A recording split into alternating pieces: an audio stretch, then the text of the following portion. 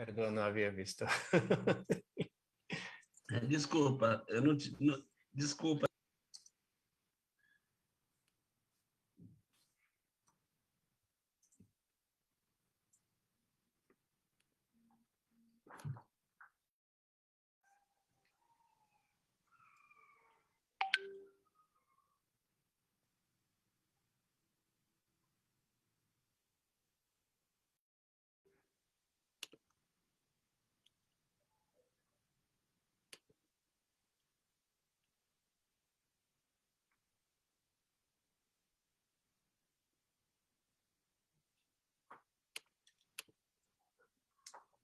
Hola, buenas tardes a todos. Bienvenidos y bienvenidas a esta segunda jornada del ciclo de debates Avances del Derecho a la Ciudad en América Latina, organizado por la Plataforma Global por el Derecho a la Ciudad, la Coalición Internacional para el Hábitat y Cities Alliance. Yo soy María Silvia Emanueli, soy la coordinadora de la Oficina para América Latina de la Coalición Internacional para el Hábitat, HIC América Latina, justamente con sede en México, y voy a moderar esta jornada. Bueno, como algunas de las personas aquí presentes o que nos están siguiendo por redes sociales sabrán, por habernos acompañado quizás durante la primera jornada que realizamos el mes pasado y que estuvo dedicada al Estatuto de la Ciudad de Brasil, que en julio ha cumplido 20 años, en coincidencia también con los 5 años de la nueva agenda urbana que reconoce el derecho a la ciudad. En el primer evento, en la primera jornada, escuchamos a 3 panelistas que han estado muy involucrados y involucradas en la elaboración del Estatuto por el Derecho de la Ciudad y en su aterrizaje a la práctica. Y algunas de estas personas también han podido incidir en la nueva agenda urbana. Estas 3 personas nos comentaron sobre las lecciones que podemos sacar de la experiencia brasileña, que seguramente es una experiencia también única, pero que nos da una serie de elementos para la reflexión y que además creemos, estamos seguras de alguna manera, que ha influenciado de alguna forma muchas otras movilizaciones y también legislaciones e incluso cambios constitucionales en toda la región, algunos de ellos muy recientes, a favor del derecho a la ciudad.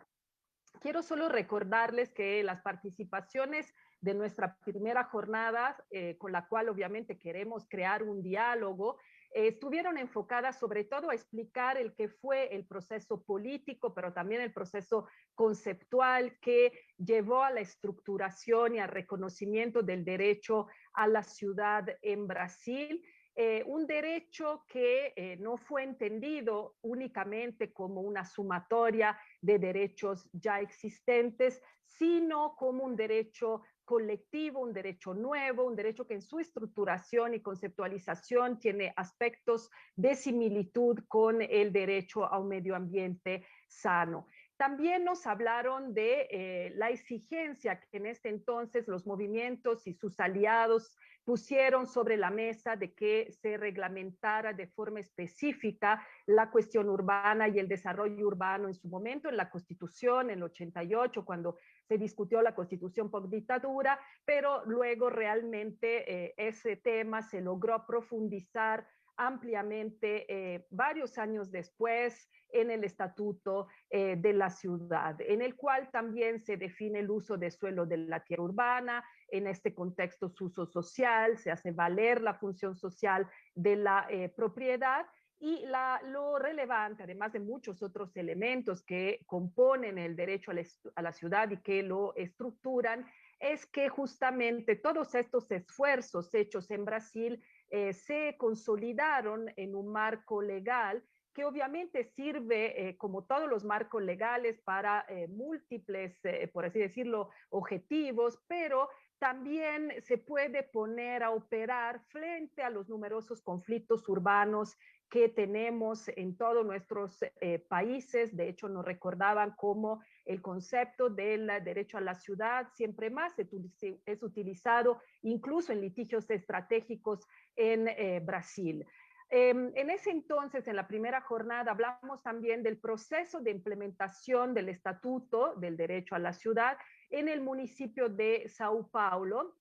Se nos ofreció en una segunda intervención la perspectiva de los gobiernos locales, ya que en Sao Paulo se experimentaron varios de los instrumentos del estatuto. Y fue interesante como el segundo ponente nos dijo que, digamos, su interpretación del estatuto es como un conjunto de instrumentos para condicionar la propiedad privada y la riqueza urbana con el fin de poder hacer un proyecto público y colectivo de ciudad basado justamente en este nuevo derecho a la ciudad o en este entonces nuevo derecho a la ciudad.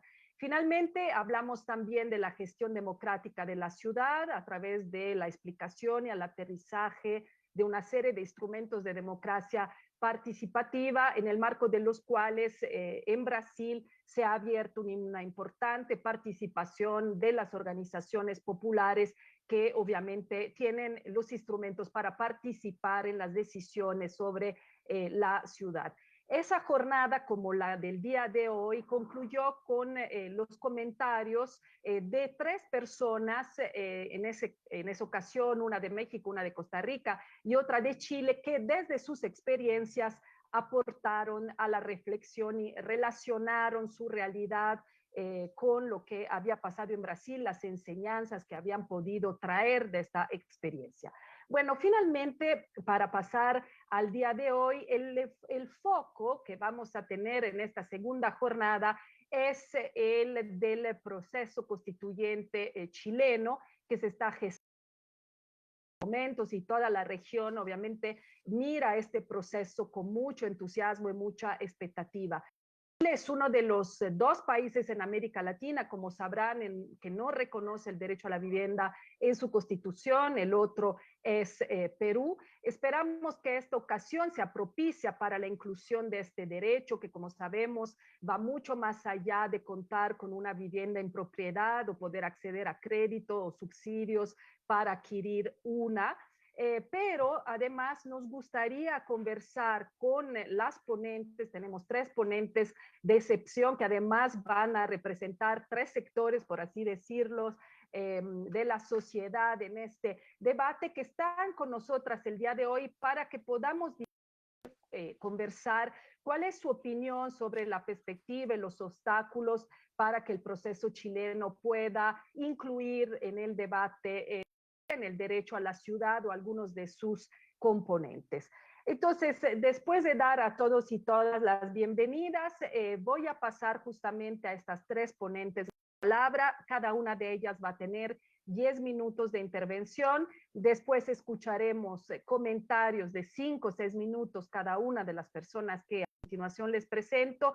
Y finalmente vamos a tener también un espacio de preguntas y comentarios finales por parte de ponentes y comentaristas.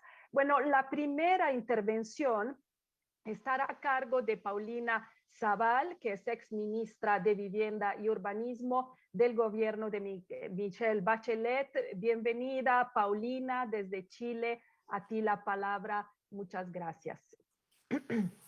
Muchas gracias, María Silvia. Gracias por la invitación, gracias por la iniciativa.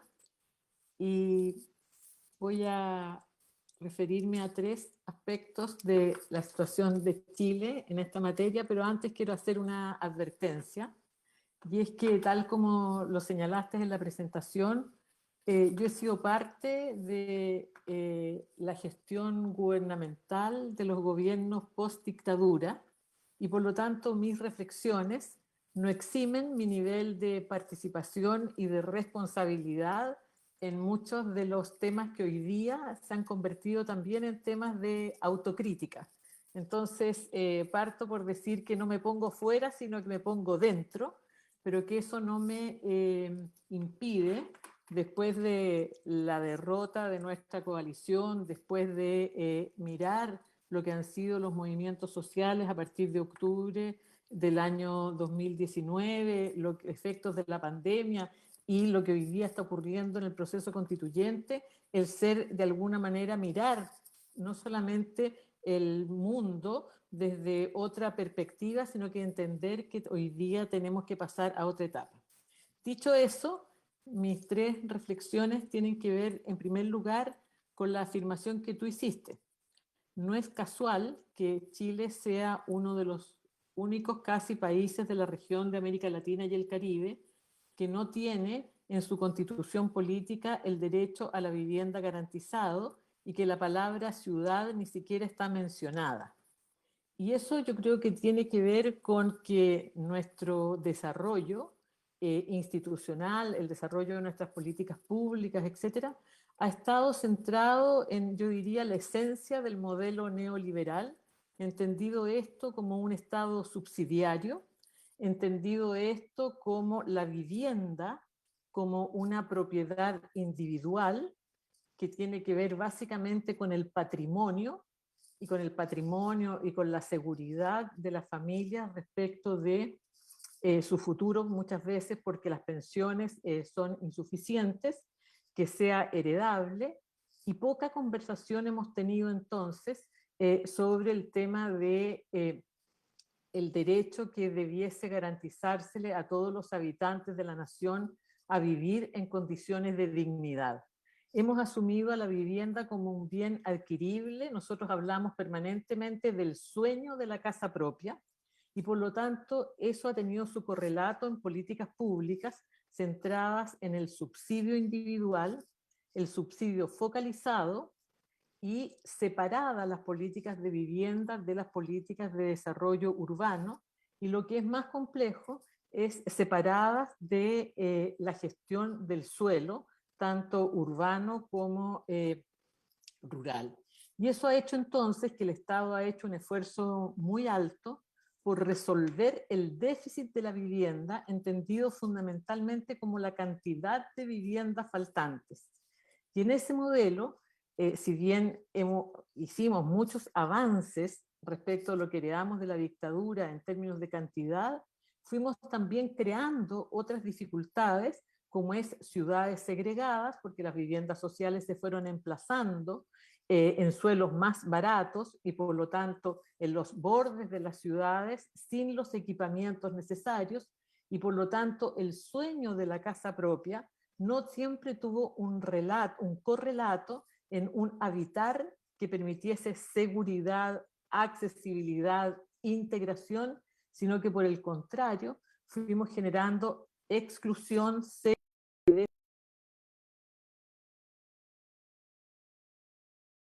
habitacionales, pero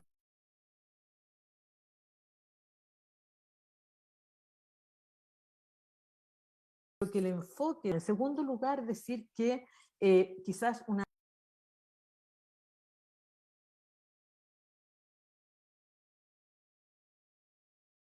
señal positiva es que desde hace ya un tiempo en Chile el tema de la vivienda ha ido adquiriendo una relevancia importante desde el punto de vista de un problema social a abordar. Ya lo fue en los encuentros locales autoconvocados en el centro del gobierno de la presidenta Bachelet, lo fue en el tema de las manifestaciones sociales de octubre, lo ha sido ahora en la discusión constituyente, y este tema ha tenido su máxima expresión en los efectos de la pandemia, en el aumento significativo del déficit habitacional que hemos tenido este último tiempo y en el aumento de los campamentos o asentamientos precarios. Llegando hoy día entonces a que en el debate presidencial el tema de la vivienda adquiere un lugar especial. Sin embargo, ¿dónde creo que está nuestro gran dilema? Y no voy a hablar del proceso constituyente porque imagino que Constanza va a tocar ese tema.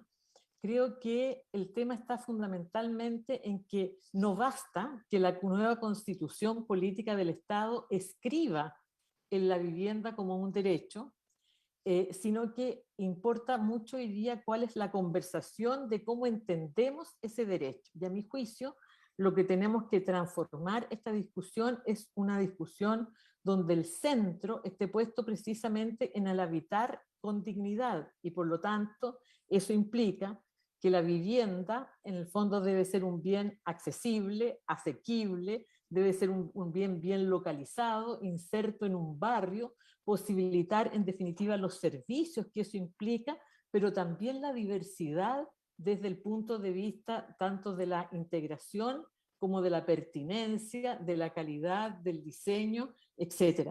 Y eso implica una transformación institucional muy importante en Chile. Significa que el modelo subsidiario individual debe ser diversificado. Significa que no podemos eludir hoy día abordar el tema del suelo urbano, y no solamente el suelo urbano desde el punto de vista de la facultad del Estado a expropiar o no expropiar, sino que al tema de la captura de plusvalías, al tema de la planificación urbana como un acto de acuerdo social, que donde deben estar representados todos los intereses y todos los usos, al tema de la vivienda de interés social como una vivienda bien localizada y adecuada, al tema de la equidad, el acceso a los servicios, la participación ciudadana y la gobernanza.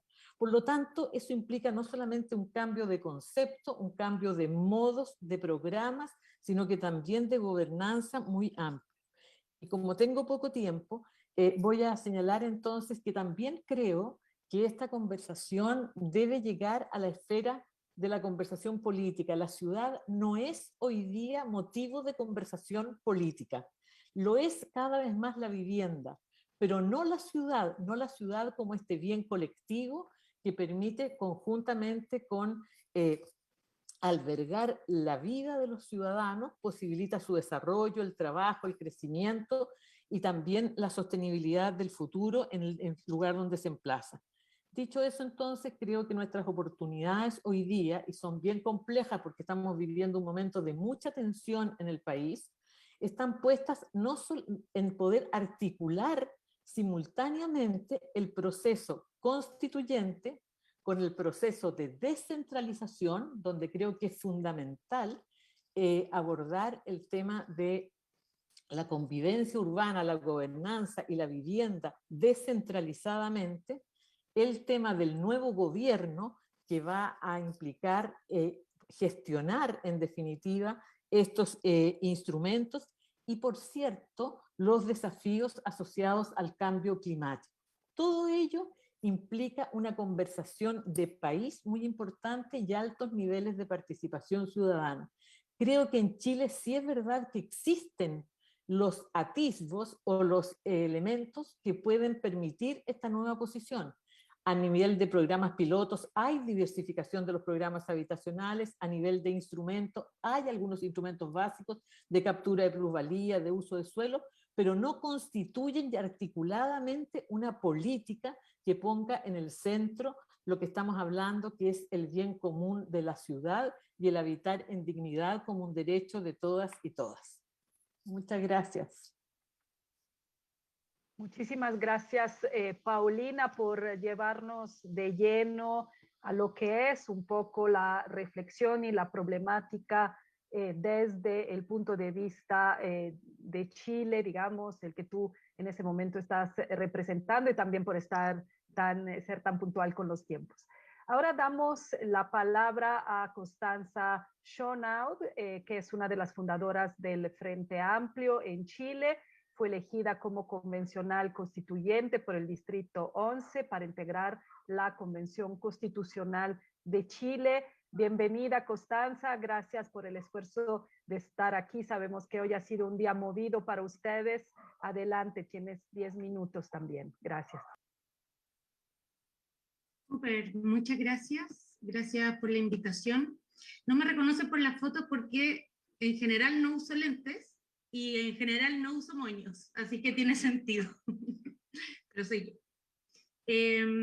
Bueno, agradecer la instancia y también la posibilidad de conversar estos temas desde distintas perspectivas. Y por cierto, saludar a Paulina. Yo adhiero a gran parte y creo que es una muy buena introducción de la situación en Chile y de cómo ha sido el proceso, ¿no?, evolutivo de las políticas en materia de vivienda. Y creo que estos antecedentes son fundamentales para ver en qué dirección se puede ir abordando este conflicto, no solo en la Constitución, que va a requerir precisamente de digamos, de determinadas normas constitucionales, pero también de un debate político detrás que sea orientador también de las futuras políticas públicas, de las futuras legislaciones. Para complementar algunos elementos que son característicos en Chile en materia de cifras, Aparte, bueno, de que efectivamente una de las pocas constituciones que no considera el derecho a la vivienda, la actual, digamos. Chile también es uno de los países más urbanizados de Latinoamérica, con el 87,8% viviendo en ciudades. Hay un déficit habitacional, según la última CACEN, que afecta a cerca de 500.000 familias. Más de 81.000 familias viven en los 900 campamentos que hay en Chile. Y, por ejemplo, es importante ver cómo el precio de los arriendos de casas y departamentos han subido un 15% solo el último año en la región metropolitana. Y también que entre el 2011 y el 2019 el precio de las viviendas aumentó en un 68%, mientras que el ingreso de los hogares lo hicieron en un 25% en el mismo periodo. Entonces vemos no solo, digamos, déficit habitacional, sino que vemos también una tendencia general que se ve también en materia del derecho a la vivienda, que es la privatización, la mercantilización de los derechos sociales, y finalmente entonces una falta de acceso a determinados servicios y a determinados derechos, en la medida en que le entregamos a las familias el rol de poder adquirir un hogar, pero esos hogares son cada vez más caros y las condiciones laborales, los ingresos que reciben estas familias no avanzan a la par. Por tanto, se va cada vez más generando una separación, lo que termina muchas veces significando un impacto importante en la pérdida de hogares, en el aumento de personas que viven allegadas, y en el aumento de personas que derechamente viven en la calle, no porque siempre lo hicieron, sino precisamente a veces porque no queda, digamos, más opciones. Y entonces, para la nueva constitución tenemos el desafío primero de repensar el marco o el estatuto de lo público que queremos que rija la regulación de los derechos fundamentales. Y esto tiene mucho que ver con lo que planteaba Paulina, que es cambiar del régimen neoliberal, cambiar la lógica del Estado subsidiario, y entonces pensar en una nueva forma de garantizar los derechos sociales e incorporar en su gestión también a la ciudadanía. Yo creo que hay una dimensión democrática ligada a los derechos sociales que también es importante rescatarla. Y que sobre todo en materia de vivienda, cuando uno ve las organizaciones sociales de pobladores, de familias allegadas, ellas quieren ser protagonistas de la construcción de sus barrios y de sus hogares, y no solo que se los entreguen. Y yo creo que eso también es algo importante a considerar.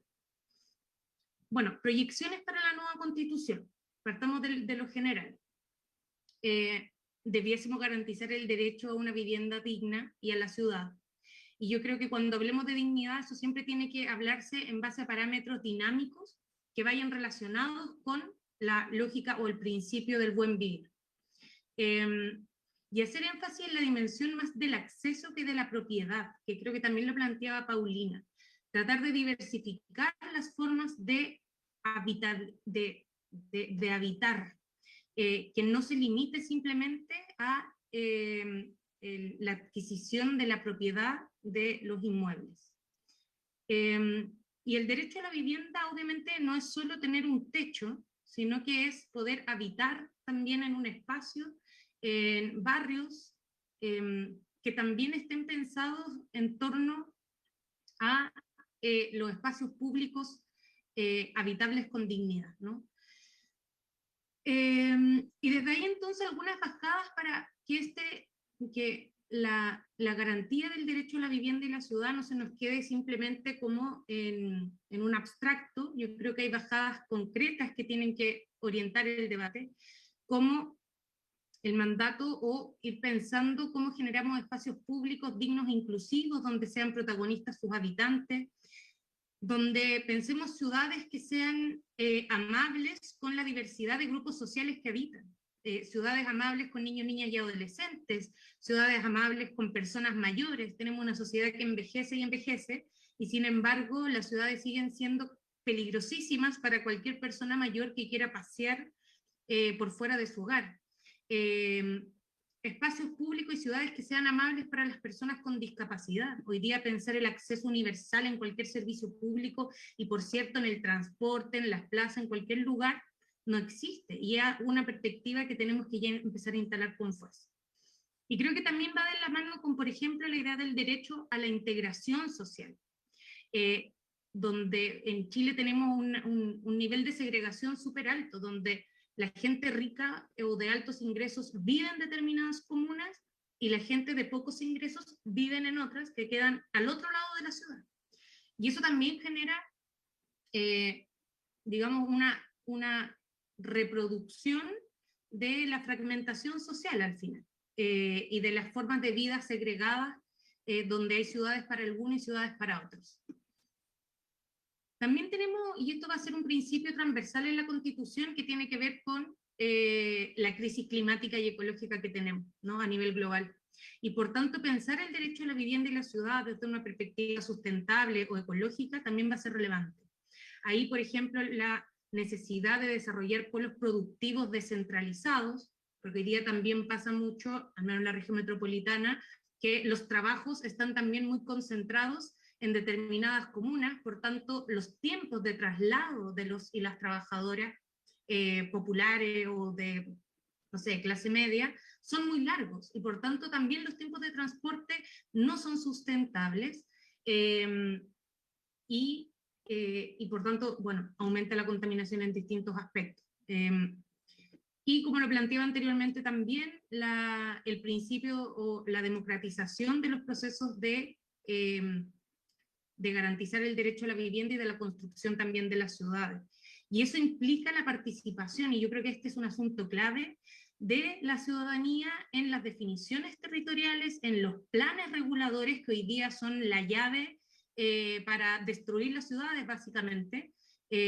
Con muy poca participación y poca incidencia terminan siendo quienes tienen el dinero los que definen los planes reguladores, y con eso finalmente son ciudades hechas para el mercado y el negocio y no para sus habitantes. Participación en el diseño de los barrios. Cuando muchas veces vemos la falta o la dificultad de uso que tienen muchos barrios de las plazas públicas, porque la forma en que están diseñadas, porque el lugar en que las pusieron, porque la falta de luminaria hace que durante las tardes se lo tome el narco o la delincuencia o el alcohol, y no puedan ser habitados por niños y niñas. Y también hay otras dimensiones de la democracia que tiene que ver con la democratización de la parte económica, que también es clave en esta materia, y también lo planteaba Paulina, respecto al suelo, la regulación del suelo. Necesitamos políticas de regulación de la especulación en esta materia. Necesitamos, por ejemplo, una banca pública de suelos, donde el Estado tenga disposición para poder ir a construir barrios y ciudades, no como hoy día, que hay que ir como a buscar, o sea, bueno, los campamentos son un poco eso, son las familias yendo a buscar el terreno que puedan ver, a ver si es que ahí se logra construir esa ciudad. Y finalmente, en el último minutito que me queda, creo que va a ser clave la perspectiva de género. En el marco de un Estado cuidador, que es el concepto que estamos utilizando actualmente, porque sabemos que las ciudades, los espacios de tránsito, de ocio, de socialización, de trabajo, no son neutros y afectan a las mujeres de manera diferenciada, y que cuando hablamos de perspectiva o percepción de miedo, las mujeres en general tememos mucho más en el espacio público, cuando tenemos que esperar micro o buses en los paraderos, cuando tenemos que caminar por una calle angosta o sin luz, cuando nos vemos de alguna manera expuestas en espacios públicos que no están libres de violencia machista. Y yo creo que ahí también hay que poner un foco en el momento de la construcción de eso. Y algunas ideas muy cortitas para eso: creo que hay que abordar la perspectiva de cuidado en la planificación urbana. Al momento de redistribuir labores hay que pensar espacios, barrios donde sea más fácil para las cuidadoras tener control desde el espacio privado de la participación, por ejemplo, de niños y niñas en el espacio público, que hay un par de proyectos arquitectónicos interesantes acá en Santiago también en relación a eso. Y por cierto, políticas de cuidado, donde garanticemos, como lo decía, los espacios libres de violencia, y donde entendamos también que pensar espacios integrados entre hogares cuando los cuidados se construyen en red también van a ser fundamentales. Entonces, bueno, lo dejo ahí como algunas ideas generales que se pueden ir implementando, y yo creo que gran parte de estos principios pueden ir tomando forma cada vez más concreta para ir orientando la garantía del derecho a la vivienda y la ciudad en la nueva Constitución. Muchas gracias. Muchísimas gracias, Constanza. Deseamos que muchos otros y muchas otras constituyentes estén dispuestos a dar un debate sobre varios de los muchos temas que posicionaste, que efectivamente tienen todos que ver con nuestra conceptualización amplia del derecho a la ciudad. Si me permiten una pequeña reflexión desde México, en la Constitución de la Ciudad de México, en la cual participamos con mucha fuerza, sí logramos el reconocimiento del derecho a la ciudad, pero no pudimos obtener el reconocimiento de dos instrumentos fundamentales. Sobre todo me referiré a la recuperación de plusvalía, que fue, sufrió una fuertísima oposición, y tampoco logramos el reconocimiento del derecho al suelo, que como ambas, tanto Paulina como Constanza dijeron, es fundamental para realmente poder garantizar derecho a la vivienda y derecho a la ciudad. Entonces, seguramente muchos obstáculos a veces nos enfrentamos cuando intentamos profundizar sobre estas temáticas, pero una visión compleja y amplia como la que diste, Constanza, seguramente ayuda a comprender de qué estamos hablando cuando hablamos realmente de derecho a la ciudad. Ahora paso la palabra a Ana María Cavaleri, que es representante de Ciudad Constituyente, que es una articulación que se ha conformado justamente a partir de la nueva Constitución. Mimi le dicen, entonces, bienvenida, Mimi. Adelante con tus 10 minutos. Gracias por estar aquí. Muchas gracias. Bueno, agradecer el espacio y saludar a todos los que están acá presentes, sobre todo a Constanza y a Paulina, que son mis compañeras de panel.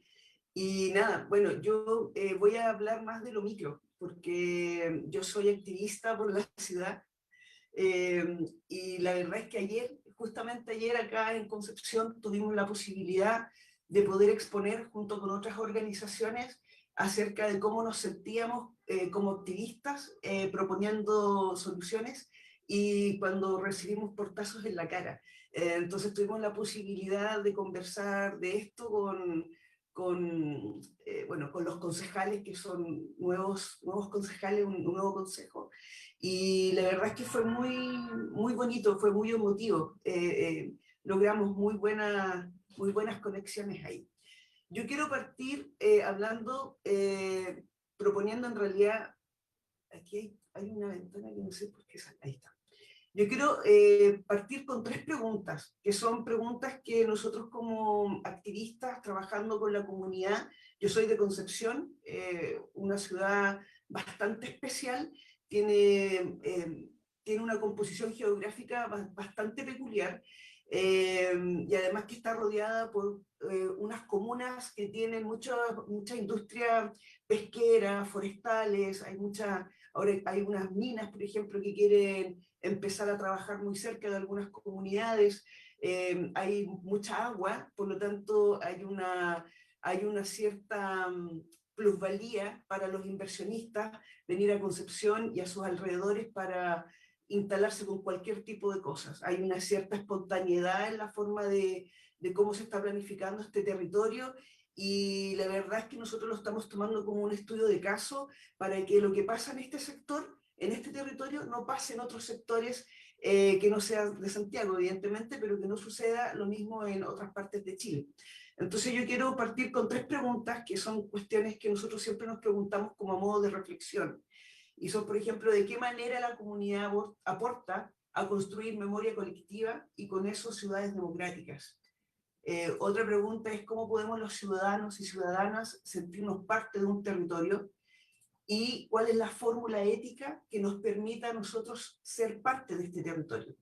Y sobre eso, nosotros cuando trabajamos con las comunidades, después del 18 de octubre, nosotros afortunadamente como comunidad estábamos trabajando de antes con nuestros vecinos y vecinas y con otros barrios del Gran Concepción y con otras agrupaciones, tanto ambientales como del ámbito urbano, empezamos como a juntarnos, a hacer puntos de encuentro, y ya teníamos algunas reflexiones hechas. Entonces, cuando llega el 18 de octubre, nos encontramos básicamente organizados, como con un pie inicial, como un poquito adelantados desde ese punto de vista, porque veníamos peleando por la forma en cómo estaban destruyendo nuestra ciudad y las comunas aledañas al Gran Concepción. Entonces, uno de los comunes denominadores es que ante todas estas preguntas, que nosotros llegamos a la conclusión que nosotros teníamos que vivir la ciudad.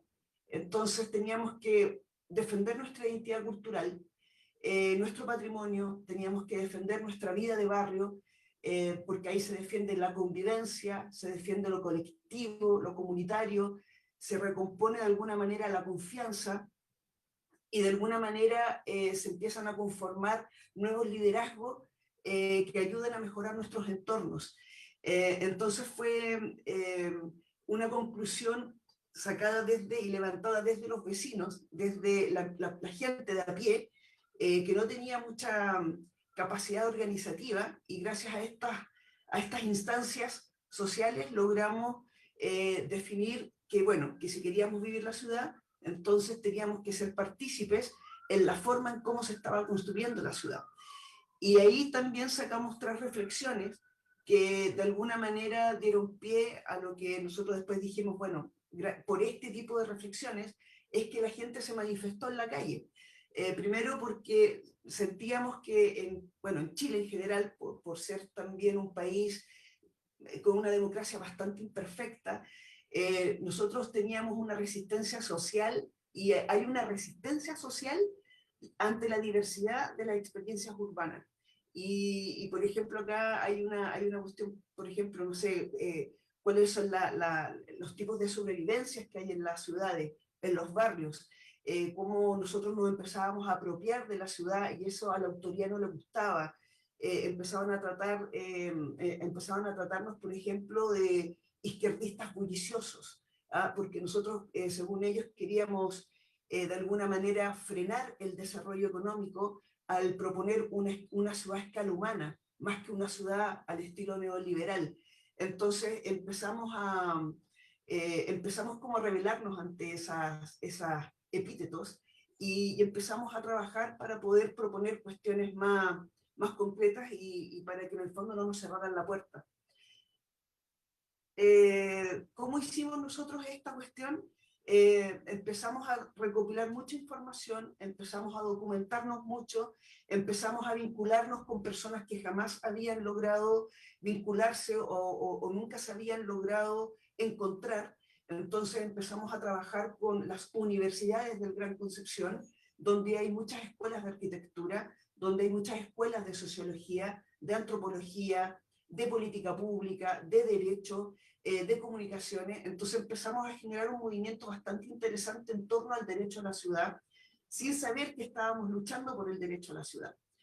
Luego empezamos a hablar acerca de las ciudades democráticas, y empezamos, por lo tanto, a cooperar con otros barrios, empezamos a cooperar con otras organizaciones medioambientales o asociadas, por ejemplo, a los comités de vivienda, a los comités de agua, y empezamos a generar una red que empezó a involucrarse y a influir y a difundir un mensaje bastante potente, tan potente que la gente empezó a exigir y a empatizar con una lucha que era bastante evidente que iba a suceder en algún momento, que era la calidad de vida, el bien vivir, una calidad, todo lo que decía Paulina y Constanza, yo sí lo corroboro, porque son cuestiones que nuestros vecinos a nosotros nos dicen. Entonces, finalmente aparecieron los cabildos, las asambleas, y empezamos a potenciar el tema sin saber, empezamos a potenciar el tema del derecho al sol, que es un componente para nosotros en Concepción súper importante porque es una ciudad súper húmeda, y empezamos a ver que, claro, que eran componentes y factores del derecho a la ciudad. Entonces estábamos de alguna manera exigiendo ciudades democráticas, exigiendo mayores participaciones, mayor transparencia. Empezamos a hablar acerca de la necesidad de poder trabajar la memoria y exigir un trabajo en la memoria, porque en Chile no hay reparación, no hay justicia, hay violaciones sistemáticas a los derechos humanos, hay una violación sistemática a nuestros derechos sociales, justamente porque la Constitución no están garantizados. Y no voy a entrar en materia porque Constanza y Paulina abordaron gran parte de esos temas.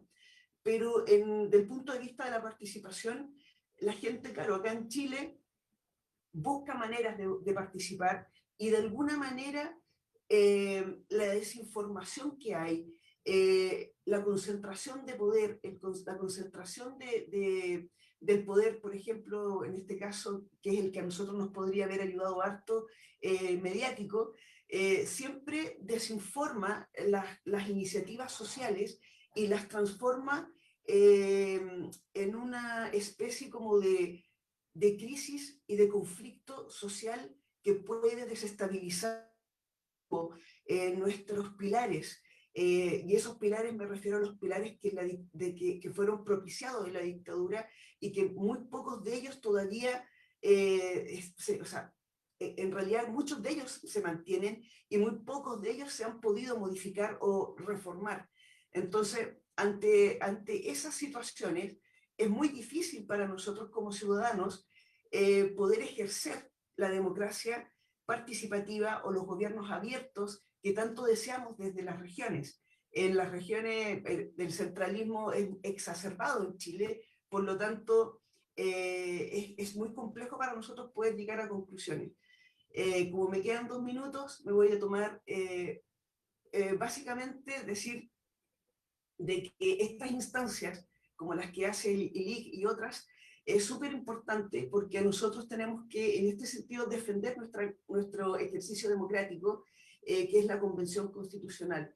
Nosotros como activistas desde regiones no vamos a permitir que invadan con desinformación y con mentiras y con faltas y con comportamientos antidemocráticos, porque no corresponde que eso suceda después de toda la historia que tiene Chile. No corresponde que los ciudadanos, teniendo esta oportunidad más linda del mundo de poder vivir mucho mejor de cómo vivimos, permitamos que gente por cuestiones de interés netamente individual, egoísta e individualistas, nosotros tengamos que seguir permitiendo un abuso permanente y casi una perversión en la forma en cómo nos tratan a nosotros los chilenos.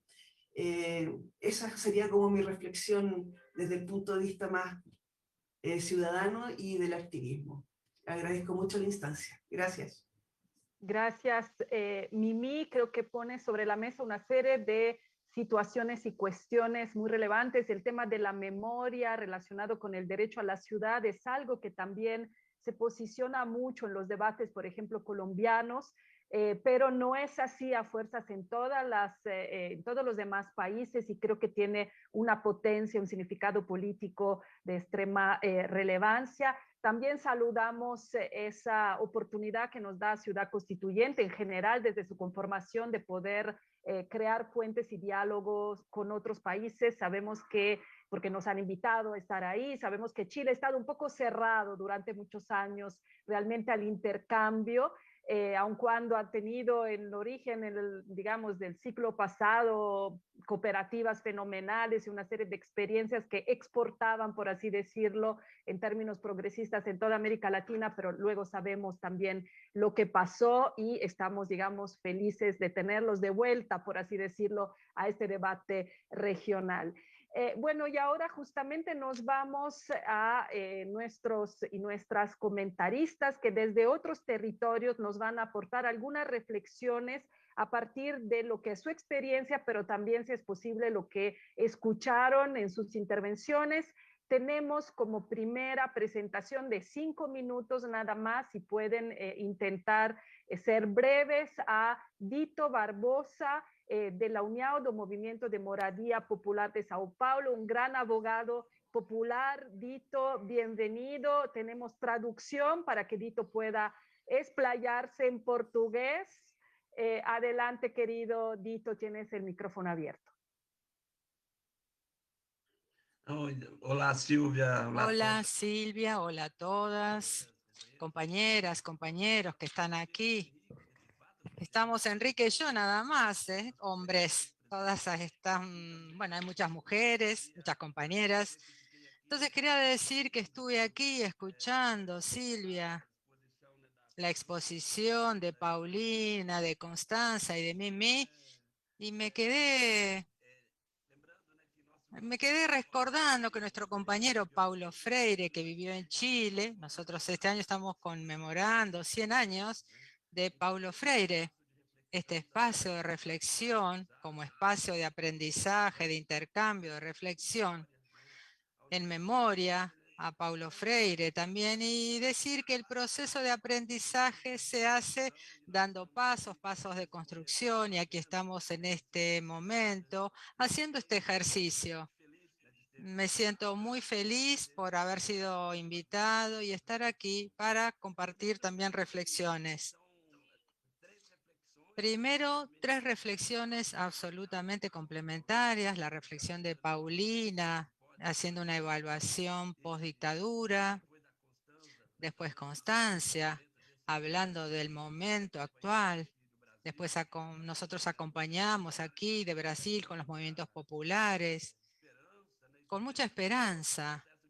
Todo el proceso de movilización, ciertamente el mundo, América Latina, ha acompañado todas las movilizaciones desde 2019 hasta 2021 en el proceso constituyente de Chile, y estamos también aprendiendo con todo este proceso, aún más viendo cómo los jóvenes que se comprometieron también en este proceso de movilización, y viendo Constanza, tan joven, ¿no? Estar participando en este proceso constituyente. Aprendemos mucho y los estamos acompañando y aprendiendo también de este proceso de construcción que está teniendo lugar en Chile. Después, la reflexión de Mimi, que trajo casi una reflexión poética sobre todo el proceso de construcción.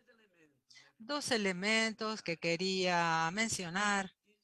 En primer lugar, que los procesos de cambio, de transformación, es una opinión, ¿no? Algo que estoy formulando, se dan frente a condiciones objetivas, concretas en la vida y los procesos que suceden en las sociedades. En algunos momentos hay condiciones subjetivas, objetivas de hacer el proceso, y otros no hay, porque no hay correlación de fuerza suficiente, incluso en la sociedad, para que el proceso tenga lugar.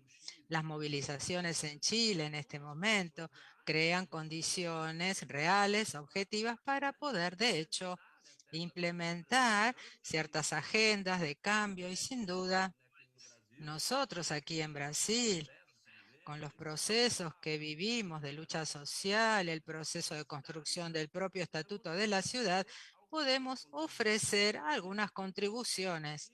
Evidentemente Chile obviamente tiene su propia historia, su propio contexto, y sabrán sin duda, Constanza trajo aquí todas esas cuestiones y los dilemas también que surgen y que van a aparecer en esta nueva constitución. Entonces, los elementos de las condiciones subjetivas y objetivas para, de hecho, poder implementar esos cambios.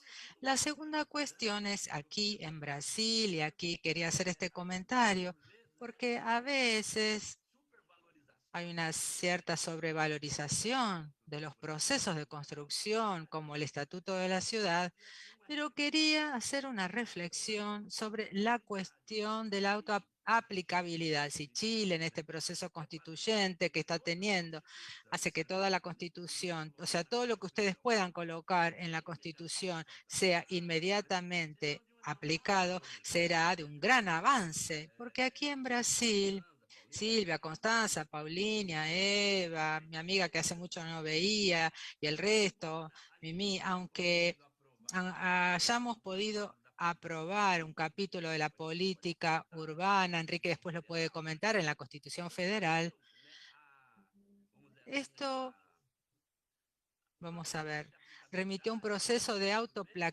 autoaplicabilidad de los instrumentos al Estatuto de la Ciudad. 13 años después fue esto, o sea, una lucha para hacer que todo este proceso de reglamentación de lo que estaba escrito en la Constitución, para luego aplicarlo, llevarlo a otra ley, que luego, a su vez,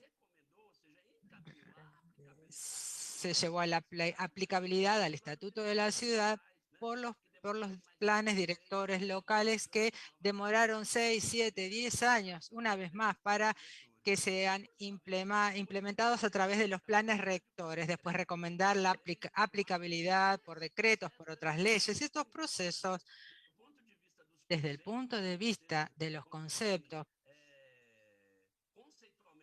son conceptualmente muy importantes: la garantía del estatuto de la ciudad, la garantía de la función social de la propiedad, garantía del derecho al hábitat, como está en el artículo 6º de la Constitución Federal. Pero eso no se hace, no hay una aplicación inmediata, siempre se repite en otra legislación, que para otra legislación y otra legislación y otra legislación. Y así el tiempo va pasando y lo que está escrito en la Constitución nunca se aplica efectivamente. Esta es la cuestión. A mí me parece que es algo fundamental aprobar en la Constitución Federal e inmediatamente para el pueblo, ¿no? Porque si no tenemos un conjunto de legislaciones importantes, tenemos un conjunto de leyes, de texto. La profesora Herminia ha hablado bastante al respecto.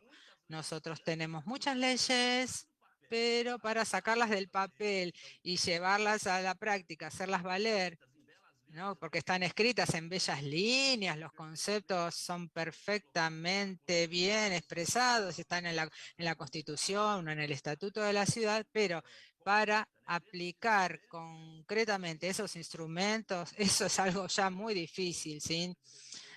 Y obviamente ni hablemos del proceso de resistencia, de las grandes corporaciones, los grandes proyectos de estructura urbana, la resistencia, la cuestión de del sistema judicial que es racista, es prejuicioso, entonces siempre aplicando, implementando el derecho patrimonial, patrimonialista, contrario a lo que está escrito en el Estatuto de la Ciudad. Por eso es que en Brasil, en este momento de la pandemia, miles y miles de personas fueron despojadas de sus casas.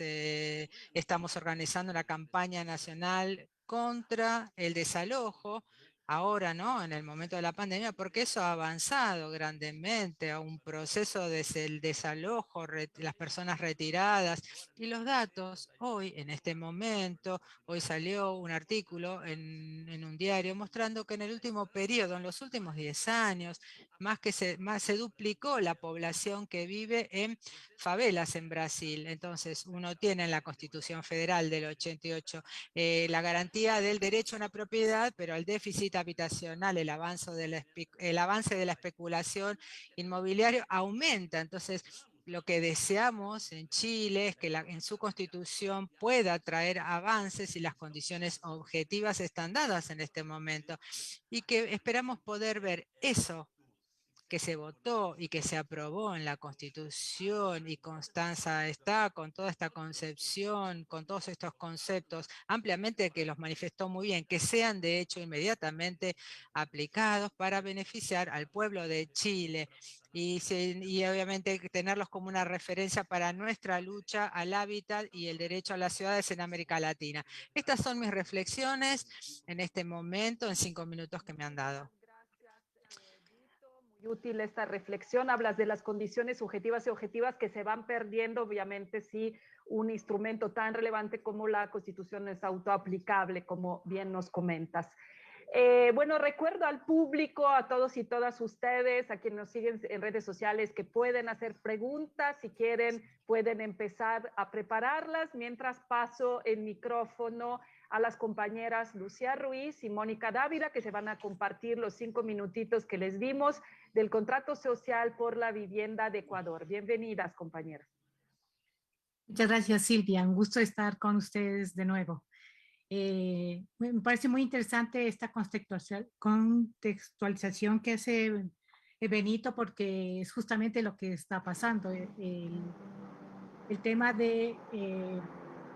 en Ecuador se elaboraron muchísimos instrumentos para cambiar el modelo de desarrollo, pero lo que los constituyentes y la gente que está en los procesos de transformación tienen que tener muy presente es no perder la energía para seguir luchando. Esto es, tenemos luchar incluir lo necesario en la constituyente, pero trabajar al mismo tiempo con los códigos normativos que van a amparar esta constitución, luego las leyes, luego los reglamentos, las políticas, los procesos de implementación. El derecho de la ciudad en Ecuador está en el artículo 31, el derecho a la vivienda en el artículo 30, y hay muchos artículos que amparan el derecho a la ciudad, la función social de la propiedad, la función social y ambiental, el tema de participación es todo, hay un quinto poder en el Ecuador sobre el tema de participación ciudadana. Después de la Constitución hubieron los códigos, un código de planificación que determina cómo los planes de desarrollo tienen que pasar por un proceso de participación antes de ser aprobados. Existe el Código de Ordenamiento Territorial que establece las competencias en materia de garantizar los derechos a la vivienda, el tema del suelo, etc.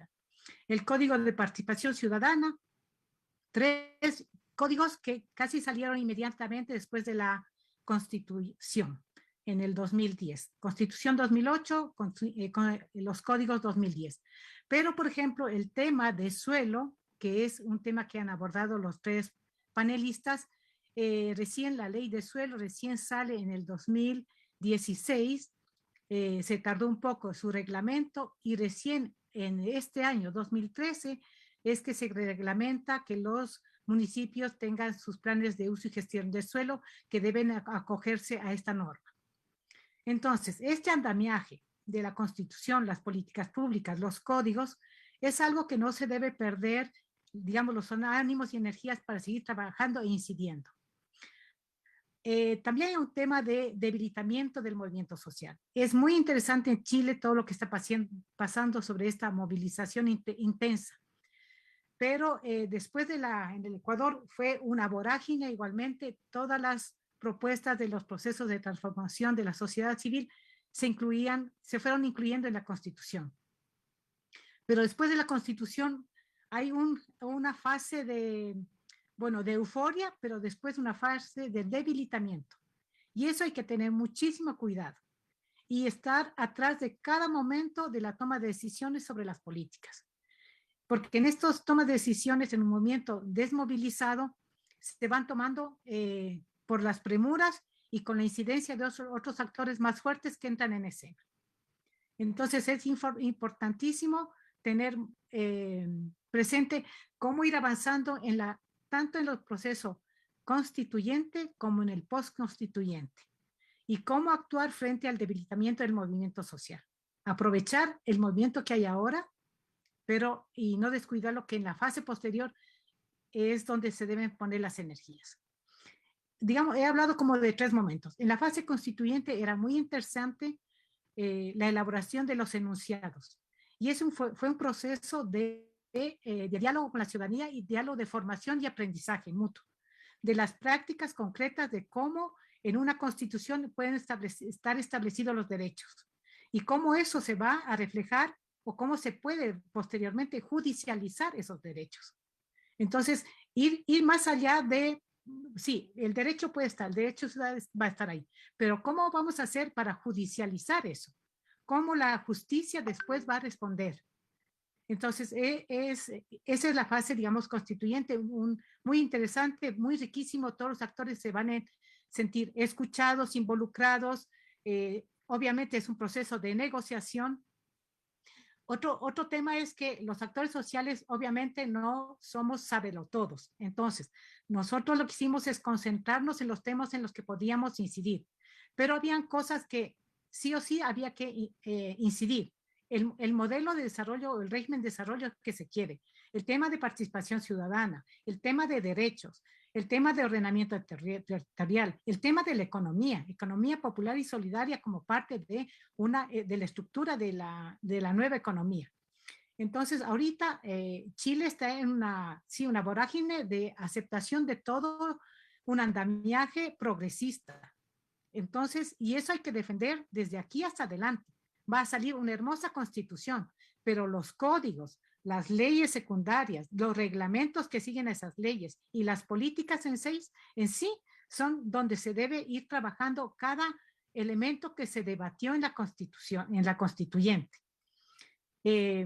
Tal vez podríamos después comentar más y quisiera que Mónica tal vez pueda comentarnos algunos elementos. Mónica estaba en ONU Habitat en ese momento y yo en el Contrato Social por la Vivienda, y era interesante, digamos, la articulación de los actores, tanto también de los actores nacionales como las redes internacionales, con HIT, con la plataforma después, para que no se pierda ese ánimo, digamos, de los procesos de transformación y todo lo que se ha conquistado. Gracias, Mónica. Si puede ser breve, adelante. Gracias. Sí, es sumamente breve. Solamente quisiera agregar que considero que es esencial un debate político para identificar los principios en los que estaría basada la Constitución, porque es necesario como romper con una cultura de un Estado subsidiario para cambiar la mirada con la que se construye la Constitución en sí misma y luego todos estos instrumentos de política pública que ha mencionado Lucía. En consecuencia, es también necesario considerar el marco económico, político que configura el modelo de Estado. Y concluyo mencionando que en el caso ecuatoriano la Constitución parte de reconocer que el Estado es un Estado de derechos y justicia social, no un Estado de derecho, lo cual hace una gran diferencia, ¿no? Podemos profundizar sobre estos puntos más adelante. Muchas gracias. Muchísimas gracias, Mónica. Sí, me parece bien. Si quieren, en la parte de comentarios que justamente puedas tocar también este punto que es relevante, y gracias por compartir tantas reflexiones seguramente útiles sobre lo que fue su experiencia y cosas que se pueden obviamente reproducir también en otras latitudes. Y ahora nos vamos a España con una reflexión, un comentario de Eva García Chueca del Centro de Asuntos Internacionales de Barcelona, perdón, nos vamos a Cataluña, no solo a España. Adelante, Eva, bienvenida. Eres una experta de Derecho a la Ciudad. Adelante con nosotras. Muchas gracias, Silvia. Buenas tardes a todas las compañeras y compañeros de América Latina. Buenas noches aquí en España, donde casi es medianoche. Y gracias también a las diferentes instituciones que han organizado este ciclo de reflexiones por invitarme a participar en una de ellas, ¿no? Realmente está siendo un debate sumamente interesante. Y por mi parte me gustaría básicamente compartir 3 ideas que creo que pueden ayudarnos a entender cuál podría ser el valor añadido del derecho a la ciudad y por qué puede resultar interesante incorporarlo en la nueva Constitución chilena. En primer lugar, la idea de que el derecho a la ciudad es un derecho integral, es un derecho complejo que resulta, como decía Silvia al inicio, de la suma de muchos derechos, aunque obviamente es mucho más que esa suma, pero es la suma también de varios derechos porque el derecho a la ciudad básicamente incluye los diferentes derechos que están consagrados en los tratados y en los convenios internacionales vigentes. Por lo tanto, implica garantizar en las ciudades y en los asentamientos humanos tanto los derechos civiles y políticos como también los derechos económicos, sociales, culturales y ambientales. Y esto quiere decir que reconocer de manera explícita el derecho a la ciudad en una norma jurídica, como puede ser la Constitución, implica reconocer de una vez todos estos derechos y reconocer también la importancia de garantizarlos de manera conjunta en los territorios. Por lo tanto, el valor añadido del derecho a la ciudad radica precisamente en esta cuestión, en reclamar ese respeto, esa garantía e implementación de un amplio abanico de derechos de manera indivisible, de manera interdependiente. Y por poner solo un ejemplo, comentar que, como hemos visto, ¿no? Como es conocido y ha sucedido en varios países, y recuerdo por ejemplo el caso de México, ¿no?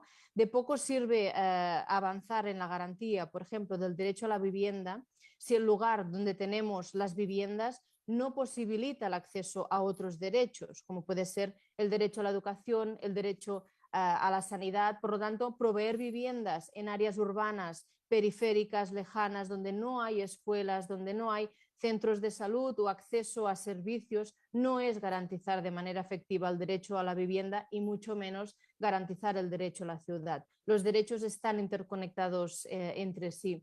Por lo tanto, lo que permite el derecho a la ciudad precisamente es avanzar en la garantía de derechos desde esta lógica de la universalidad, de la indivisibilidad y la interdependencia. Y estos tres son, de hecho, principios que, dicho sea de paso, son reconocidos internacionalmente como fundamento de los derechos humanos. Por lo tanto, una primera reflexión en la línea de señalar que reconocer de manera explícita el derecho a la ciudad como este derecho integral y complejo implica reconocer muchos otros derechos que hay que garantizar de manera conectada los unos a los otros en los territorios. La segunda cuestión que quería compartir tiene que ver con la idea del derecho a la ciudad como un derecho colectivo y también como un derecho difuso. ¿Qué quiere decir? El derecho a la ciudad se concibe como un derecho colectivo porque pertenece al conjunto de los habitantes del territorio, con independencia de su origen, de su etnia, de su género, incluso de su estancia permanente o temporal en el territorio. Por lo tanto, es un derecho que no es de base individual, sino colectiva. Y es al mismo tiempo un derecho difuso porque no solo pertenece a las generaciones presentes, sino también a las generaciones futuras. Y aunque estas dos concepciones o estas dos cuestiones, derecho colectivo, derecho difuso, pueda resultar en cierta medida complejo, lo cierto es que no se trata de no son conceptos nuevos en el debate jurídico y en el debate político. Por poner solo algunos ejemplos, el carácter colectivo de determinados derechos empezó a debatirse ya en los años 60 a raíz de la presión y la movilización de colectivos sociales que reclamaban el reconocimiento y también la justiciabilidad de determinados derechos sociales. Fueron básicamente movimientos vinculados con tres grandes luchas. Primero, los movimientos que reivindicaban los derechos de aquellos grupos que habían estado históricamente discriminados, por ejemplo, colectivos afrodescendientes, mujeres, hispanos, el colectivo LGTBI. Una segunda gran lucha en este sentido fueron los movimientos para la recuperación de tierras y de territorios ancestrales, como por ejemplo los indígenas australianos, neozelandeses, norteamericanos y por supuesto latinoamericanos. Y por último, aquellas luchas de los pueblos indígenas por el derecho al autogobierno. Fueron también luchas que se dieron en otros contextos como por parte de grupos nacionalistas como en Quebec. Por lo tanto, estas tres grandes olas de luchas por derechos colectivos muestra que esta reivindicación o esta conceptualización del derecho a la ciudad como un derecho colectivo no es algo nuevo, sino que tiene esta raíz lejana en el tiempo, como digo, que fecha de los años 60. Y en lo relativo al carácter difuso, lo cierto es que es una idea que tampoco constituye una novedad en términos jurídicos. Ya en los años 90 es cuando se reconoce internacionalmente el derecho al medio ambiente y se define desde un punto de vista jurídico como un derecho difuso en la legislación internacional, como digo, y también en la legislación nacional. Por lo tanto, y como veíamos antes con esa idea, ¿no?, del derecho a la ciudad como derecho integral y derecho interdependiente, el hecho de que este sea concebido como un derecho colectivo y difuso está también en línea con los avances que se han producido internacionalmente en materia de derechos humanos. Y por último, y con esto ya termino, quería comentar una última cuestión que creo que dialoga bien con los debates que se han producido en Chile y que tiene que ver con qué entendemos por ciudad y en qué medida este concepto, derecho a la ciudad, excluye determinados territorios.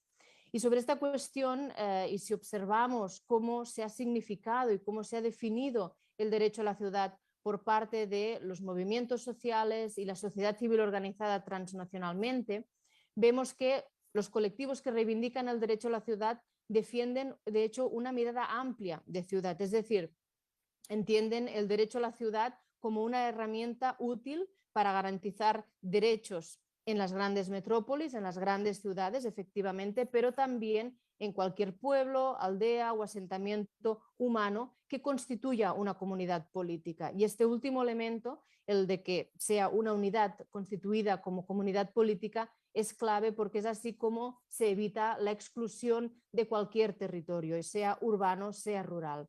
Por lo tanto, y ya para concluir, el derecho a la ciudad hace referencia a espacios propiamente urbanos, así como a entornos rurales o semirurales que configuran una comunidad política. Por lo tanto, en esta conceptualización desde abajo, esa conceptualización que viene de la mano de los movimientos y de la sociedad civil organizada transnacionalmente, la idea de ciudad es una idea amplia que engloba diferentes realidades y que por lo tanto no excluye ni deja ninguna comunidad ni ningún territorio atrás. Y con esa reflexión, Silvia, ya cerraría para dar tiempo al debate. Muchas gracias. Muchísimas gracias, Eva, por esa reflexión, sobre todo diría muy rica sobre la diferencia, pero también la forma en la cual pueden dialogar los derechos colectivos, los derechos difusos, por qué el derecho a la ciudad tiene estas ambas características y por qué no se inventan, digamos, a partir del derecho a la ciudad, sino se retoman de luchas y de reconocimientos previos. Y también este último punto que tocaste, muy relevante para que entendamos efectivamente y recordemos que el derecho a la ciudad no es un derecho que nos empuja a todos y todas a vivir en ciudades. Entiendo que en Chile hay un debate también, y perdón si me equivoco en esto, pero sobre la posibilidad de incluir el concepto de territorio, derecho al territorio en la Constitución, justamente con el objetivo de articular campo-ciudad, y quizás pudiéramos reflexionar un poquito sobre esto, derecho al territorio, derecho a la ciudad, cuáles son las oportunidades para Chile en este sentido. Ahora damos la palabra a ustedes del público, ya nos llegaron 2 preguntas, si hay otras, por favor, nos los hacen saber. Bueno, la primera, y si quieren, según si lleguen o no otras preguntas, contestan y luego pueden hacer su comentario final, también considerando estas pequeñas reflexiones muy útiles que nos llegaron de las 3 personas que comentaron. Bueno, una primera pregunta es para Constanza. Nos dice Annelise desde Bolivia, todo lo que nos has compartido es importante para la vida de la gente. Como constituyente, ¿qué estrategias tienes o tienen en conjunto para incluir en la nueva constitución chilena lo que has mencionado? Considerando que al final el documento que se apruebe no pasará de 50 o 60 páginas, ¿cómo priorizar, cómo condensar? Sabiendo que mucho podemos escribir y conversar sobre la fundamentación y el porqué, pero poco espacio tendremos para reflejarlo en el documento final, que será objeto de una lucha política, digamos, hasta para las comas. Eventualmente pueden pegar esta pregunta en el chat para Constanza, ya que es un poco larga. Si alguien más también quiere opinar sobre eso, adelante. Y también para todos y todas ustedes, ¿cuáles son los principales retos o resistencias que identifican en el debate constituyente chileno ahora? ¿O creen que hay algún instrumento específico que puede ser incorporado en el texto constitucional y que puede aportar en la efectivación del derecho a la ciudad? Estas son las 2 reflexiones que nos piden. No sé si puede empezar. Perdón, Ernesto. Sería preferible, perdón, si me lo copian aquí ahorita le decimos a Eva, porque no, vi solo una parte de la pregunta de Ernesto. Creo que podemos empezar por Constanza, y aquí en nuestro documento de preguntas, Sofía, si puedes copiar la última que llegó. Constanza, adelante. Ya. Efectivamente, el desafío es lograr garantizar la norma constitucional de la mejor manera posible el concepto y la caracterización por la que hemos luchado y que vamos a construir de manera conjunta. Pero las constituciones son marcos, son orientaciones y entregan en general mandatos, que como decía Lucía, va a ser muy importante qué es lo que ocurra después de la Constitución, a quién uno se la entrega, a qué ejecutivo, a qué legislativo, y porque va a depender también de la disposición de estos órganos, la velocidad de su implementación y la capacidad de interpretación también del debate constituyente. Pero yo creo que en general hay distintas formas, ¿no? Primero, mirando y aprendiendo de las experiencias comparadas, y acá efectivamente Ecuador, España tienen experiencias valiosas, de Ecuador vienen alertas desde ya que las vamos a considerar en el debate constituyente. Va a ser fundamental también el apoyo y la colaboración activa de las organizaciones sociales. Y acá en Chile, yo diría que el movimiento por la vivienda, el movimiento de pobladores, es un movimiento que cada vez ha ido tomando más fuerza y protagonismo. Y yo creo que de ahí también hay harto que aprender y con quienes vamos a construir estrategias. Tercero, creo que lo planteaba en un principio, creo que no es necesario caracterizar cada uno de los derechos cuando uno establece un marco general para estos derechos. Lo planteaba Eva, por ejemplo, al especificar la universalidad, la indivisibilidad y la interdependencia de los derechos, pero también la implementación transversal de perspectivas como la democratización, el ecologismo y el feminismo. Yo creo que en la medida en que son perspectivas que atraviesan toda la Constitución y no se limitan simplemente a un derecho, sino que están los principios, está en cada uno de los derechos y está también en la institucionalidad, creo que eso facilita también su implementación, porque suponen cambios de paradigma y no solo palabras bonitas, sino cambios de perspectivas, y yo creo que ese es el desafío que tenemos a nivel constitucional. Darle vuelta a la tuerca, ¿no? Cuando decimos ya no queremos Estado subsidiario, que es a lo que nos hemos acostumbrado durante tantas décadas, bueno, ¿qué queremos? Y por tanto tenemos ese punto de inflexión a repensar un Estado y principios estructurales que van a ayudar en la medida en que efectivamente no están limitados solo a la vivienda, sino que constituyen parte de una red de derechos sociales y de una red de instituciones sostenidas también de parte de esos principios. Y por cierto que van a ser clave los mandatos de actuación al Estado, por ejemplo, en la creación de determinadas instituciones, como hablábamos en su momento respecto al Banco Público de Suelos, cuando definamos cuáles son las atribuciones que van a tener los gobiernos regionales y los gobiernos locales, y por tanto cómo eso va a ir complementando, digamos, el catálogo de derechos, va a ir complementado con el espacio orgánico que define las atribuciones de los territorios que van a tener que implementar finalmente estos derechos. Y por cierto, creo que también el debate mismo va a ser muy valioso, porque de alguna manera es la historia de la ley, ¿no? Cuando haya que interpretar las palabras o las normas, vamos a tener que ir a las actas del debate. Y ahí es muy importante que seamos claros y claras también en cuál es este cambio de perspectiva y cómo queremos que se implemente. Entonces yo creo que ahí hay un par de elementos que en su conjunto nos van a ayudar a garantizar un derecho que no sea solo letra muerta, sino que pueda avanzar firme en el periodo postconstituyente. Gracias, Constanza. No sé si nos quieres decir, ya que tienes la palabra y luego paso a las demás personas, según tú, cuáles son los principales retos o resistencias que puedes identificar en el proceso para eventualmente reconocimiento del derecho a la ciudad, y qué perspectivas para Chile en relación, por ejemplo, con el tema de la participación y gestión democrática de la ciudad y las políticas públicas.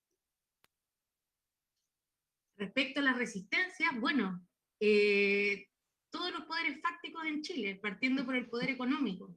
Las ciudades hoy día no son democráticas, no le pertenecen a sus habitantes, le pertenecen a las inmobiliarias, y por tanto, obviamente que ahí va a haber un espacio de presión súper fuerte. Ya lo vivimos, estamos viviendo como proceso, o sea, como convención constitucional, unos meses súper fuertes de acecho de parte de los medios de comunicación, de parte de los sectores que no están de acuerdo con cambiar la Constitución, y han sido capaces de golpear muy fuerte el proceso, y hasta ahora hemos discutido nuestro reglamento interno. Entonces, bueno, ¿cómo será cuando empecemos a tocar los intereses de quienes hoy día están lucrando con los derechos sociales en Chile? Y ahí yo creo que van a haber resistencias muy fuertes, y ahí nuestras estrategias de defensa van a tener que ver con nuestro arraigo territorial y con la capacidad de organizar el mundo social. No hay otra forma. Entonces yo creo que ahí va a haber una resistencia fuerte, que es la misma que ha habido durante muchos años para generar cambios. Imagínate hoy día cuando le podemos decir, ya se acabó el negocio respecto de esto. Entonces yo creo que eso va a ser muy fuerte.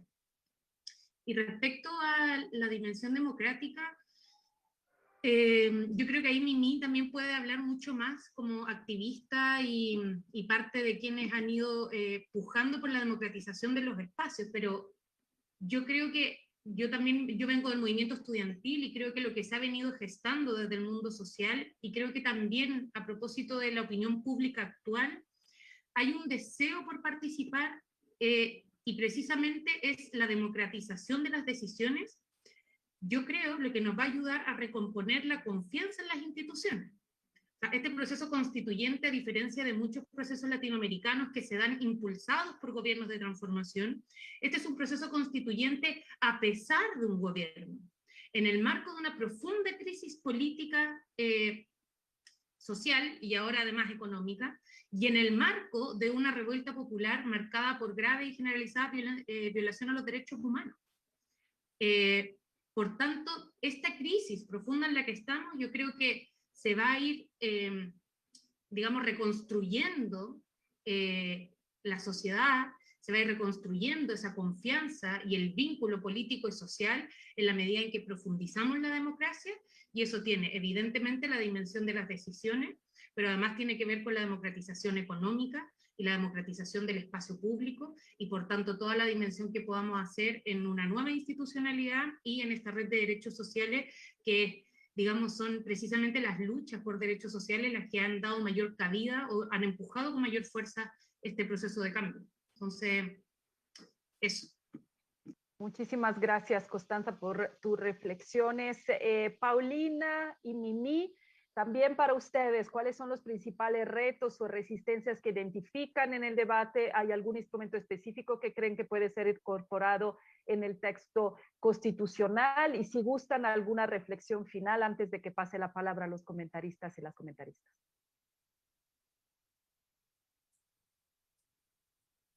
Yo podría dar una reflexión más general. Igual en las ciudades, escuchando todo lo que dijo, lo que comentaba Eva, lo que decía ahora Constanza, igual en las ciudades es donde se viven los aspectos más esenciales de la vida práctica de las personas. Entonces, evidentemente cuando están en discusiones, cuestiones que de alguna manera nos han administrado toda nuestra vida, sin duda se generan grandes conflictos en la política, en la economía, porque igual Chile es un país súper interesante de analizar sociológicamente, porque tiene cuestiones que están súper amarradas. Están súper amarradas por las estructuras que tuvimos y que tenemos todavía de la dictadura. Es un país extremadamente neoliberal, y por lo tanto nosotros cuando tratamos de impulsar cambios desde la ciudadanía, es súper complejo poder llevar a cabo esos cambios si es que no pasa lo que pasó, si es que no pasó lo del 18 de octubre, cuando en masa nos tuvimos que casi exponer, tuvimos que exponernos para que la gente reaccionara. Y no solamente el tema del gobierno, sino que también los partidos políticos y los empresarios, entonces, y la misma gente. O sea, nosotros acá en la región del Biobío fue súper emotivo todo. O sea, nosotros de repente en las asambleas, tú te encontrabas con gente de la tercera edad llorando porque era la primera vez que le estaban preguntando cómo se sentían en su país, cómo se estaban sintiendo. Y se supone que estábamos viviendo en democracia. Entonces yo creo que de repente uno de los principales conflictos que nosotros podemos tener por los grandes cambios que vienen es justamente no preocuparnos de la gente, cómo se está sintiendo la gente. Por eso yo decía en mi reflexión de que es muy perverso vivir en Chile, porque por unos pocos mucha gente vive enferma. Entonces, yo creo que ese es uno de los principales problemas. Y claro, la parte como de la parte de democratización, nosotros hemos tenido que ser extremadamente preparados, hemos tenido que ser unos estudiosos y estudiosas, para que no nos miren en menos las propuestas y las soluciones que desde nosotros queremos impulsar. Y también el tema de la colaboración, el tema de las comunidades, el tema de lo colectivo, es una perspectiva muy feminista. Acá en Concepción hay un montón de ollas comunes organizadas incluso de antes de la pandemia. Porque ya el tema del 18 de octubre ya había mermado gran parte de la economía de los hogares. Entonces, es una cuestión bien compleja lo que pasa en Chile. Siento que desde el punto de vista como micro, de lo que sucede en lo micro, nosotros tenemos que meternos en la cabeza en los ciudadanos que tenemos que ser antineoliberales. Tenemos que ser antineoliberales, porque de otra manera no vamos a poder cambiar absolutamente nada en este país. Y si no lo cambiamos ahora, ¿cuándo? Adelante, Exacto. Paulina. Gracias, Mimi. Bueno, en primer lugar, agradecer los comentarios, de verdad, yo creo que han sido muy enriquecedores y esperanzadores también para nosotros. Y lo segundo, decir que yo comparto lo que se ha dicho, nosotros estamos viviendo en este momento un momento muy intenso de crisis, yo diría, porque por un lado el malestar es creciente, el malestar tiene que ver con la discriminación, con el maltrato, con la inequidad, que yo diría que se expresa en una frase muy esperanzadora, que fue una de las consignas de la movilización social de octubre, que era hasta que la dignidad sea costumbre. Era una frase muy profunda respecto de este quiebre o esta nueva etapa. Sin embargo, ese malestar y esa esperanza que de alguna manera surge de este movimiento convive también con el temor al cambio, con el temor a la inestabilidad, que ha sido absolutamente exacerbado este último tiempo por una verdadera campaña del terror respecto de, tal como se dijo, respecto de el cambio constitucional, respecto del cambio de gobierno, respecto de todo lo que, respecto de la crisis económica, etc. Entonces, ha habido una resistencia, como bien se señalaba, que hoy día se expresa a través de generar el terror respecto de estos cambios. Por otro lado, yo creo que también tenemos una fuerte contradicción en este tema de lo que se dijo recién, o sea, en todos nosotros está instalado el modelo de lo aspiracional, del mérito, de la propiedad individual, y por lo tanto este hacer colectivo o este derecho a la ciudad, la verdad es que yo creo que está lejos todavía de nuestra movilización social. A mí me parece maravilloso lo que ha contado Mimi, en el sentido de que lo que se ha ido construyendo en algunos lugares, en algunas ciudades y en algunos movimientos, como el tema de los derechos colectivos, que también tiene mucho que ver con los derechos ambientales. En eso ha habido mucha movilización colectiva. Pero todavía, yo quiero insistir, lo colectivo, la ciudad no es una aspiración ni es un tema de debate político.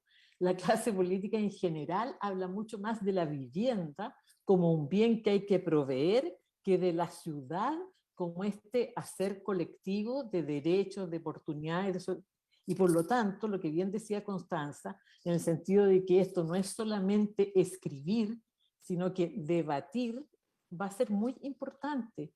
De la misma manera que no es solamente abordar el tema de las medidas estructurantes, sino que también el sistema de gobernanza futuro en el cual se asegure que reestrechar la comunidad, volver a pensar en lo colectivo sea un tema importante. Entonces, creo que estamos viviendo, pero muy fuertemente, una crisis, y mi mayor esperanza, de verdad, en lo personal, es que yo creo que por primera vez en la historia de Chile tenemos un espacio donde los mundos diversos se sientan a dialogar, que es la Convención Constitucional.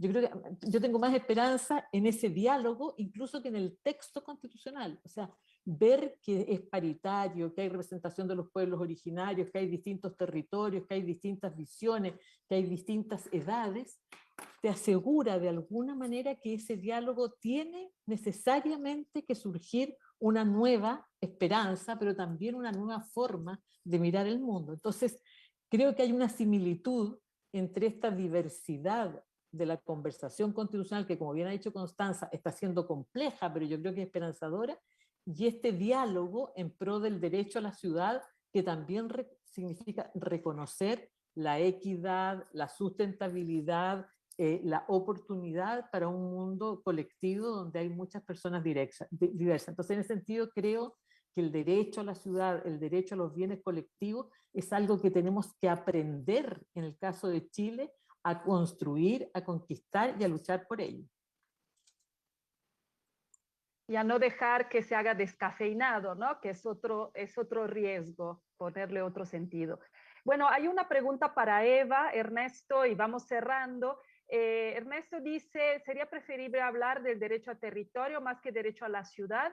En México se está discutiendo actualmente sobre una carta mexicana por el derecho a la ciudad, al derecho al territorio. Aquí me pusieron ciudad, pero es territorio. No sé si quieres decir algo, Eva, sobre esa pregunta, y igual un pequeño comentario final.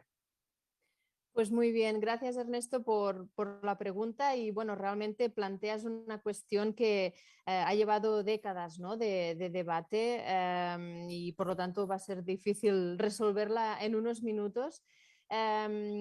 Y es algo, digamos, que se ha discutido tanto en el seno de la sociedad civil organizada transnacionalmente, que ha reivindicado el derecho a la ciudad, como también en otros contextos regionales, como puede ser el brasileño, ¿no? O sea que realmente ha formado parte del debate sobre el derecho a la ciudad durante mucho tiempo.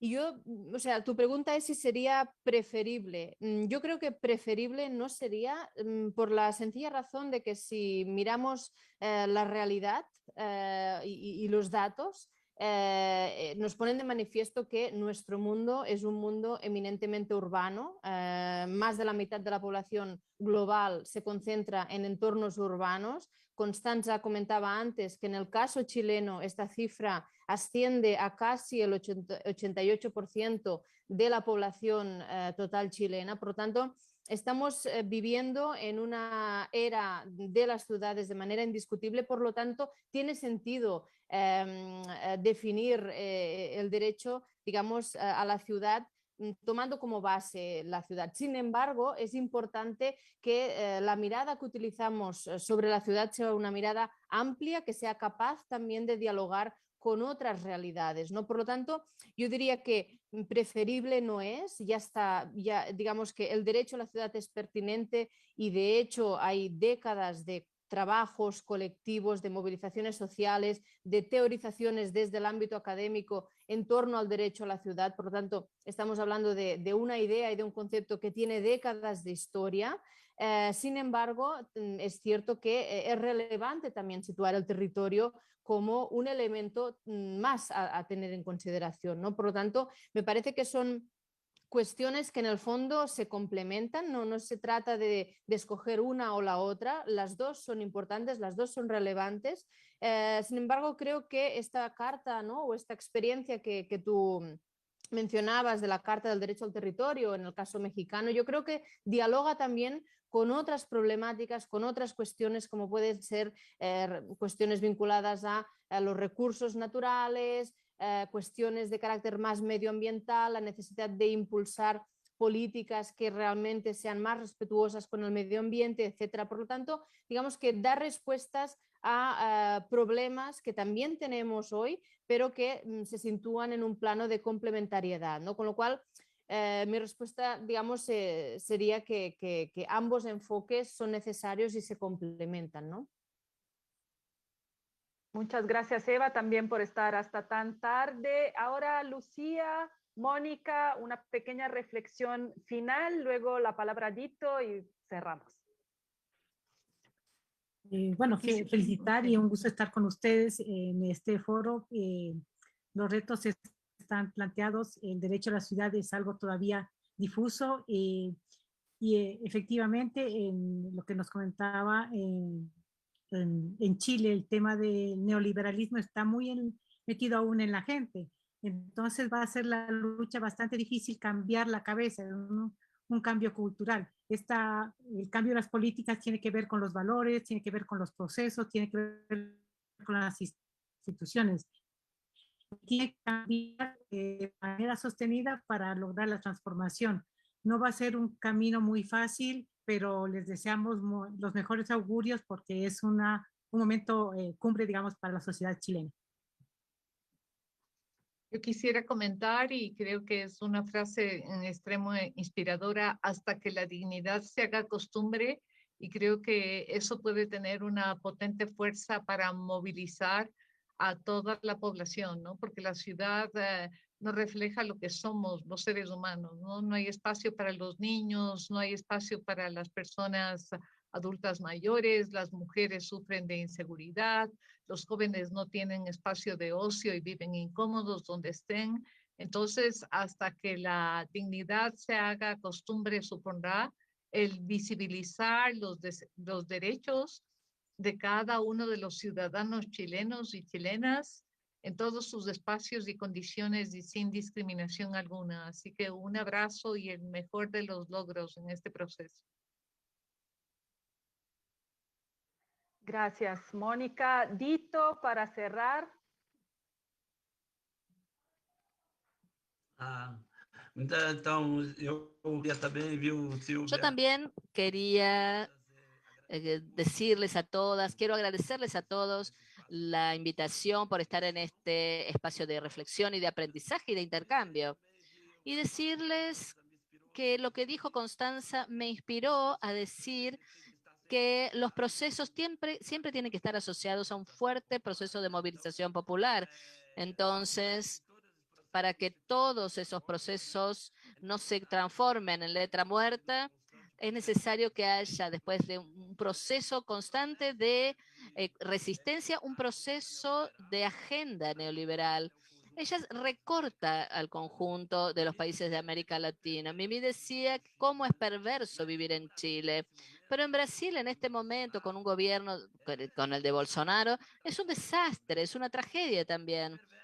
Entonces es perverso ser pobre en América Latina, en cualquiera de las condiciones, en cualquier situación y sufrir procesos de criminalización. Entonces es fundamental que nosotros estemos juntos, juntas, en todos esos procesos, intercambiando y reflexionando. Creo que este espacio quería a toda la gente del Habitat para Ana Claudia, de City Alliance, en esta articulación y este momento de reflexión y de intercambio, quiero realmente festejarlo, estar siempre luchando y movilizados, y que el derecho a la ciudad, que de hecho él puede estar presente en la Constitución y desplegándose en procesos de derechos específicos muy concretos, en derechos que tienen que ver con la vida del pueblo chileno.